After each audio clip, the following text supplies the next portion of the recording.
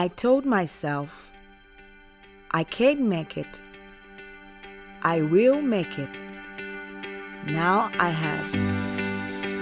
You can make it. We will make it.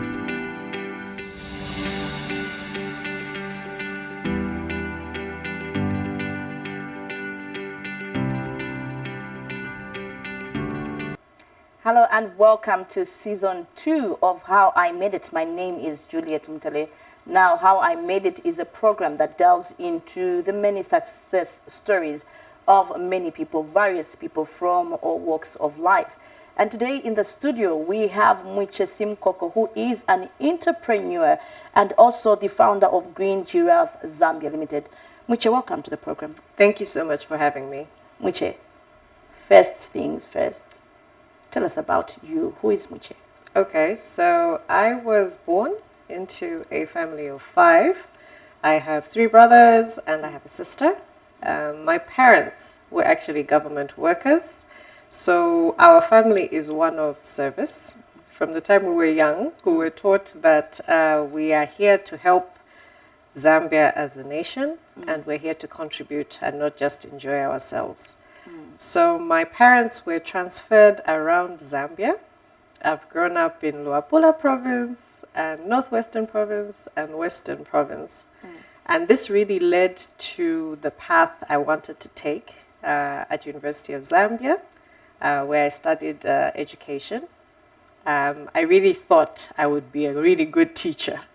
And then the time when I had finished school, was the time when we had a bit of a break from recruiting, and that's how I joined the banking sector, where I worked for, again, quite a number of years. But I think something that my family is very big on is purpose.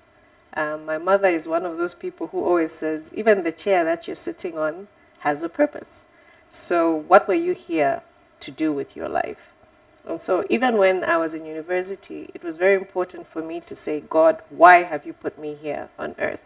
It's not just to work, it's not just to enjoy life, but it's to contribute. And so after I worked with the bank for a couple of years, I decided to just make a big jump into the world of entrepreneurship. And it's been a very exciting journey. I like to tell people that success is not a destination, but really how you got there. While on campus, I also met the love of my life, my husband. Wow. We've been married for about 14 years. Wow. We have 3 beautiful children. Great. 2 girls and 1 boy. Wow. I also mentioned that we have 2 dogs because they're part of the family. And, Great. we run Green Giraffe together, so he is my co-founder. And I think that's also very important as you're looking for a partner. Look for someone who is going to see you for what you can be, what you are, and what you can do for the world. And so he's really helped us a lot at Green Giraffe with coming with new ways to give people a wonderful Zambian experience. Great. So that's me in a nutshell. Okay, let's talk about you growing up. How was your experience? Is it because you had parents who would go around the country?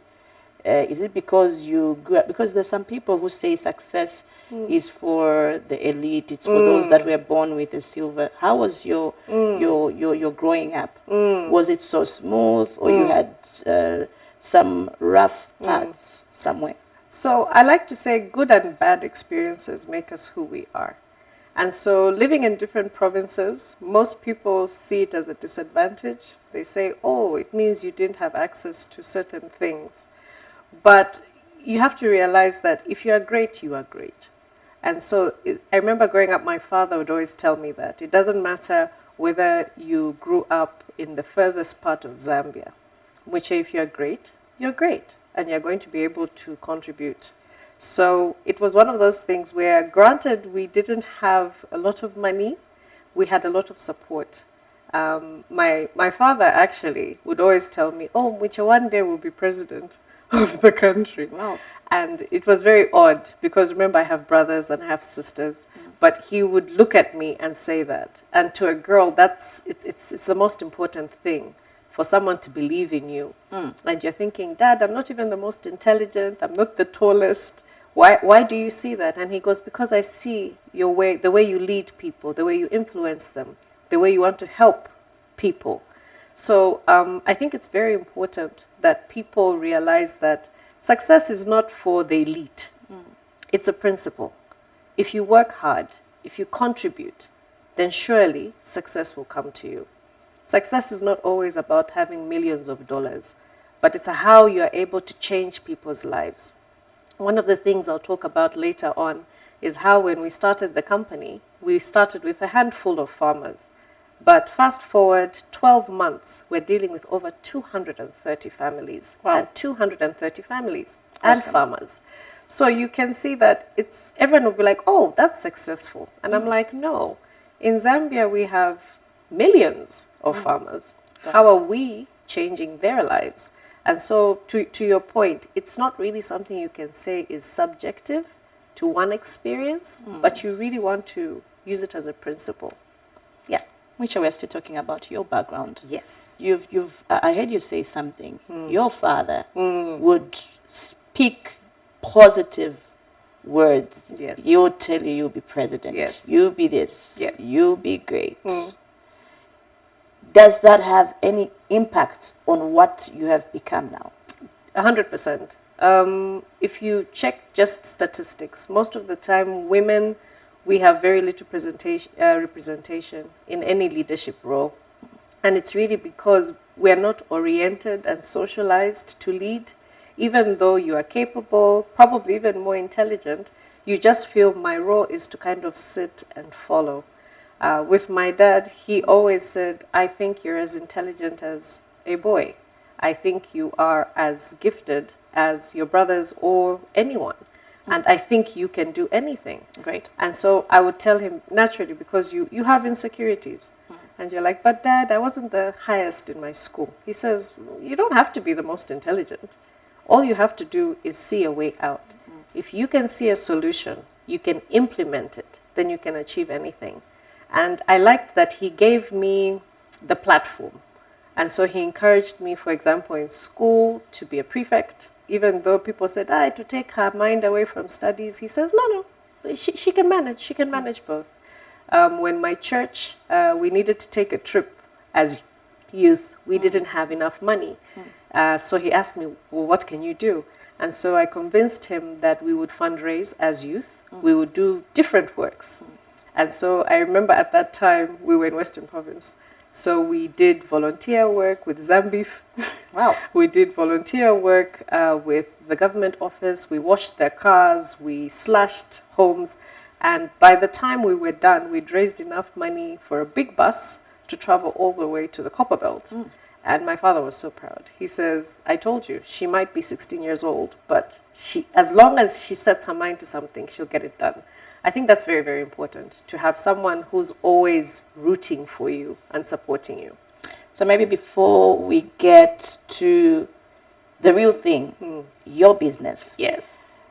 Who inspired you? Apart from you've talked about, I know your dad was an inspiration. And my mom. Oh, your dad and mom We need to were your remember my mom. inspiration. Yeah. But who really, really, really inspired you?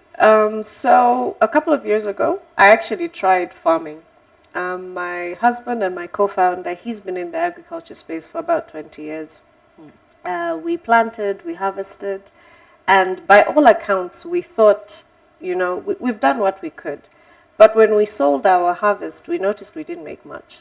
And so I was a bit confused. I'm like, how is it we poured in so much resources, but we got so little out? And so my husband told me, it's because you sold a raw material. If you had added value, it would be different. Case in point, 1 kg of maize, let's say, goes for, how much does it go for? Less than 50 kwacha, yes? But how much is 1 kg of cornflakes? So I asked him, what's the difference between 1 kg of maize and 1 kg of cornflakes? He says, value addition. That's always the difference. And so I told him, well, am I the only one to go through this? He says, no, actually, if you Google, you can see how many people are involved in agriculture. So, for example, in Zambia, 60% of our population at some point has been doing some form of agriculture. And yet that whole sector, according to the Fifth National Development Plan, contributed to less than 6% of our gross domestic product. And that's essentially because we just sell raw materials. And so my task, my mission then changed. How do I add value to a product? And so again, I got into researching, and I found that we have millions of food processors across Zambia, including smallholder farmers. Wow. And they have this wonderful product. Unfortunately, that doesn't have the right brand, it doesn't have the right packaging, it doesn't have the right facilities so that it can be now given to the consumer. And so really from that angle, I decided, why not me? Why shouldn't I be the conduit to bring these goods to people in urban areas? And thus Green Giraffe was born, essentially. Wow. Wow. Yeah. Wow. Let's talk about mentorship. I Yes. believe you wouldn't have done all this without a mentor. Oh, yes. Let's talk about your mentor and, of course, the role that they have played in your life to get to where you are. So a mentor essentially is someone who's been to a place where you want to go or has experienced things. So that's very, very important. I think people think, oh, I'm so intelligent, I know everything. No. Most of the time, whatever you want to do, whatever service you want to provide has already happened. And someone has either seen it being done well or they're doing it well. So I was very, very fortunate at the beginning of my journey. We registered the company in February 2022, but we only started making money December 2022. So you can see there's a gap. I joined an incubation called WIAC, and it works with women, and we had lots of mentors on that program. It was free of charge. I was able to network with other business owners, and I was able to ask them what would sell, what wouldn't sell, what would people be connected to. They were very helpful. I remember because we had our first prototype, which didn't do well, and I want to thank all the women on that program who still bought it, but gave me feedback and said, okay, now try this. Another incubation that we did was with ICRA and Bongo Hive, and their mentors there as well, who were able to tell us, okay, what is it that you want to build? And I'll tell them, oh, Zambian flavor in a box. And they're like, oh, okay. Have you done research on the different flavors that you think Zambia has to offer? And they gave me that platform to be able to research, to be able to fail, to find out that there are so many types of mushrooms, so many types of okra. And I'm like, oh, there's so many. How do I package this? They're like, it's your Zambian flavor in a box. Design it how you will. And so I appreciated that because that also helped with the way we came up with the product. Later on, we did Standard Chartered Women in Tech, where we also had another mentor who's very special to me. Her name is Kim. I think you know her as the founder and owner of Umoyo. Umoyo, oh yeah. Yes. Oh, yeah. And she was very helpful as well. Again, just giving you that feedback. Number one, what you're doing is okay. If you fail, learn from the failure. If you win, grow from that. I think one of the aspects of business that sometimes we fail is that an entrepreneur is different from, let's say, a company. Sometimes with entrepreneurship, you do everything. You do the marketing, you do the accounting, you do the stock buying, you do everything. Whereas with an organization, you now start thinking, what type of team will I need to do these things so that now we can scale to more places? So having a mentor is really someone who can now start helping you with those capacities. In addition to a mentor, we also got sponsors. So sponsors are now people who will speak your name in places where you can't go. A very helpful group is the Zambia Business Angel Network, ZBAN. I heavily recommend them because, number one, the point when they decided to invest their time in me, I hadn't even made money yet, but they were able to see the potential that we had. And they gave us advice and feedback. And a lot of the time people are like, oh, we need money, we need money. I'm like, no, sometimes what you need is someone who believes in you, someone who sees where you can go, but also the tools that you need to get there. And one of my mentors always tells me, do you know that it's not easy to make a company that's worth millions of dollars? And I'm like, why? He goes, because you need 1,000 things to go right. You need to have the right product. You need to have the right team. You need to be there at the right time. It should be at the right price. But it is possible if you have someone in your ear, almost like how we have the Holy Spirit who talks to us. So if you've got someone in your ear telling you, turn here, do this, do that, it's so helpful. So mentors, I heavily, heavily recommend to entrepreneurs. You don't need to do everything. There is someone who's gone there before you and they're willing to help. Muche, let's talk about Green Giraffe Yes. Zambia Limited. Tell us about this business now. Okay, so Green Giraffe Zambia Limited, I always start with the top bit, which is we sell snacks. So in your head, if you can think of something that you can open and eat, that's our snack. We have about 5 different types of snacks that we sell. We have crisps. In the crisps, we have things like cassava, sweet potato, plantain. Yes. Then in the nuts, we have things like cashew nuts from Western Province. We have tutenembalala, which I grew up eating and I love very much. We have sweet imbalala and all the other nut products you can think about. Then in addition to that, we also have fruits. One of my favorite fruits is in season right now, mango. Wow. Unfortunately, mangoes finish. So what we've done is we dry them so that the whole year you're able to eat a Zambian mango. The really sweet ones, especially from Western Province. Wow. And so you have mabuyu, which we've added a bit of ginger because we also want to show that we went to private school, yeah? And then we also have pineapple from Northwestern Province. So it really feels like you're traveling to different parts of Zambia. Then we have the savories like biltong, viwaya, just so that you can have something extra. Then recently we also added some teas, which is hibiscus. So that's just the snacks. And that is what people see. If you go to our website, www.greengiraffezambia.org, you're able to see the whole thing. However, Green Giraffe is more than that. We are multi-sided in that we are also concerned about the farmers. How are they growing your products? Are they using fertilizers? How is this shipped? How is this packaged? How is this cured? And so we also provide farmer training.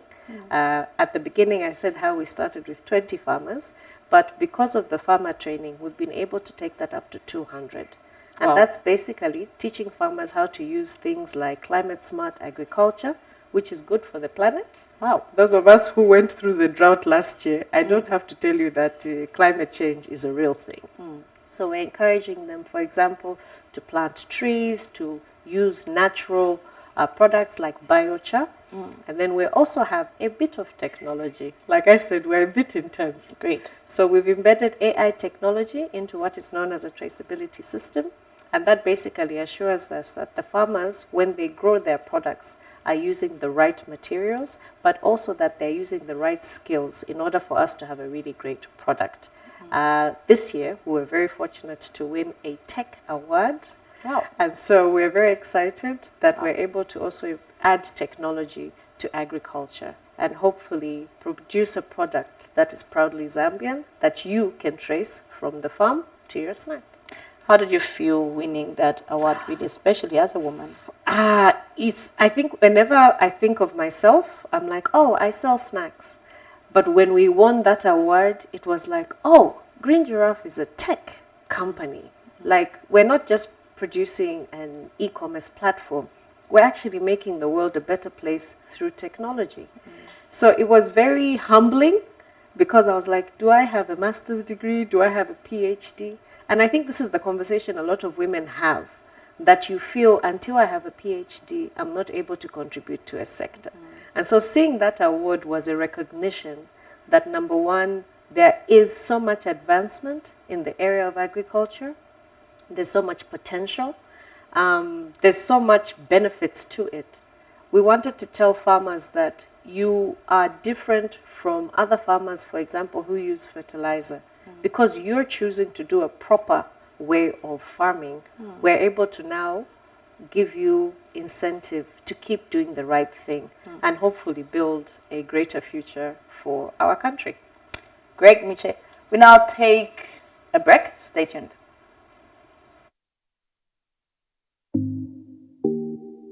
How I Made It is a program that delves into the many success stories of different people from all walks of life. Watch How I Made It on Zenith TV every Thursday at 18:30 hours on the Topstar channel, channel 6 DTT, and channel 458 DTH.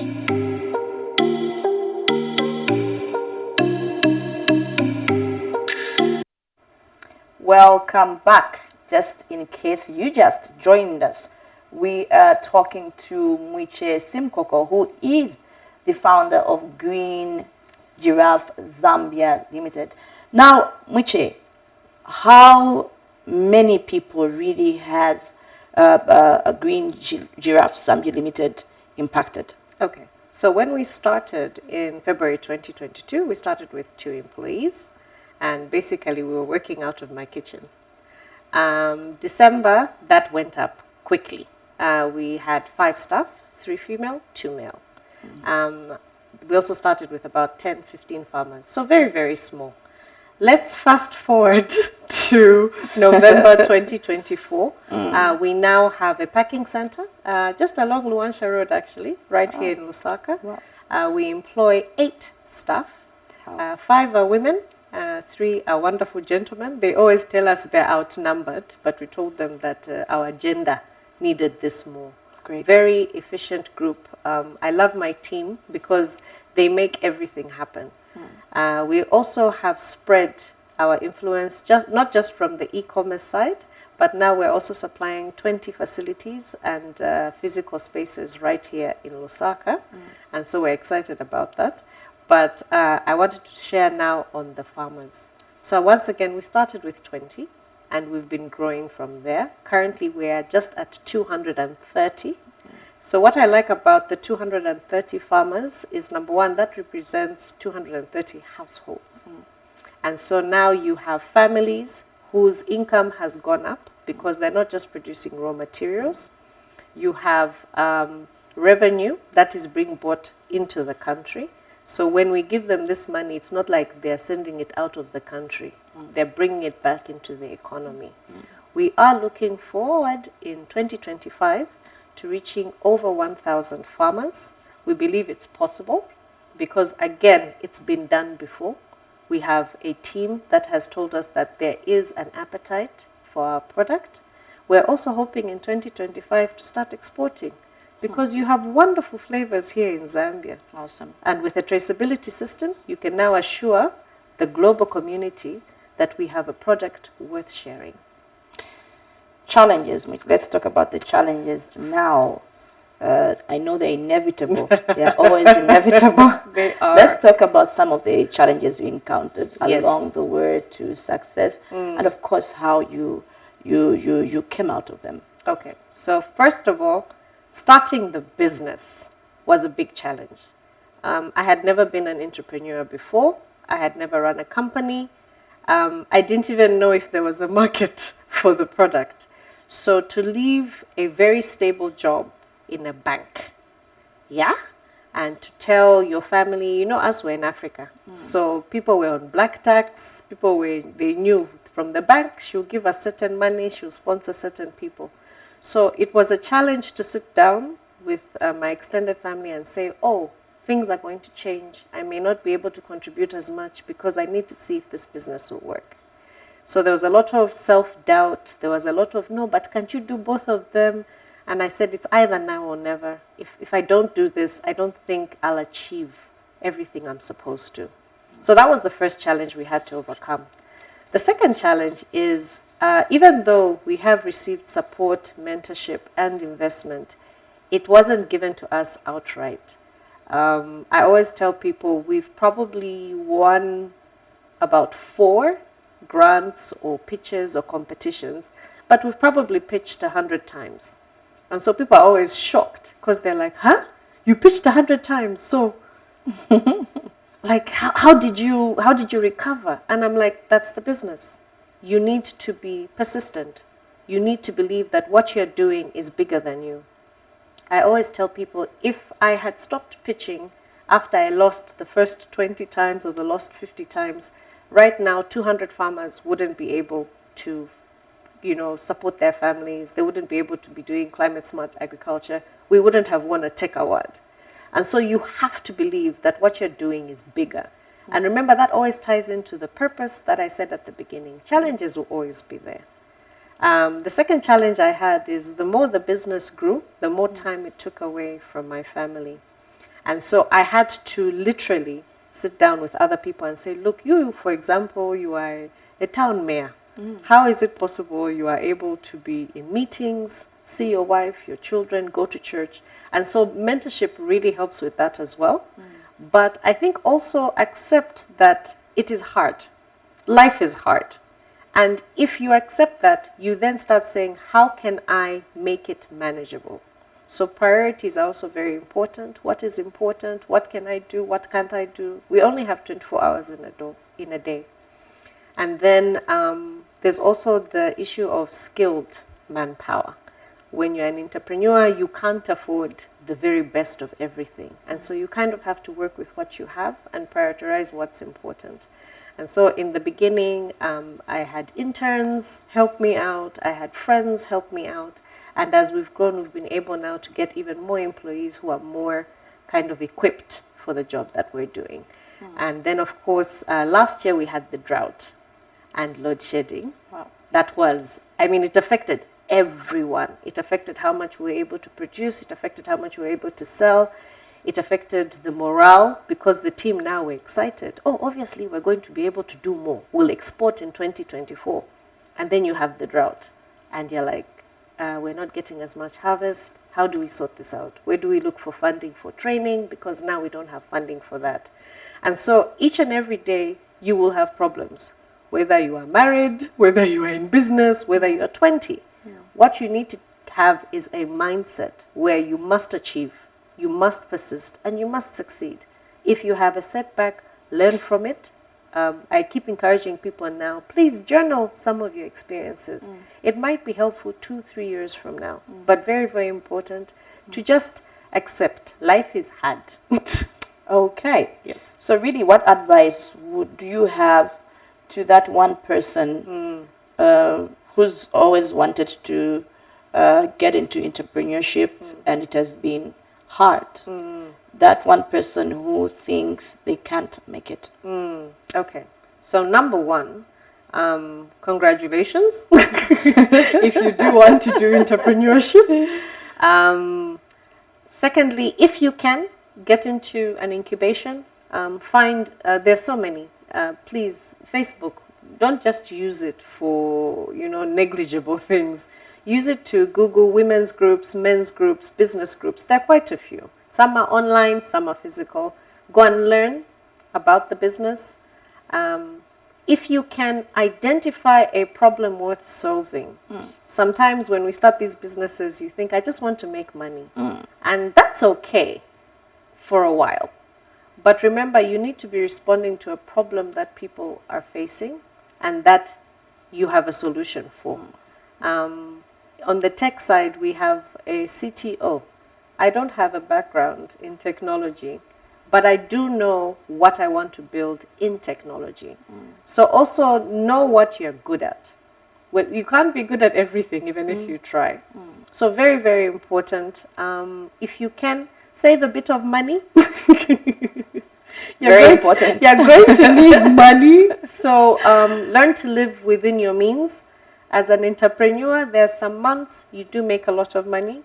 There are some months you don't make a bit of money. So you need to be very wise about your living. You need to be very realistic. You also need a lot of support. If you have a husband, please get his support. If you have parents, family, because there are some months, like I said, remember, you're going to lose pitches, you lose competition, you lose bids, and you feel like, I'm not doing anything, is it even worth it? You need that support structure to say, keep going, there's still a roof over your head, you can still eat nshima beans at home.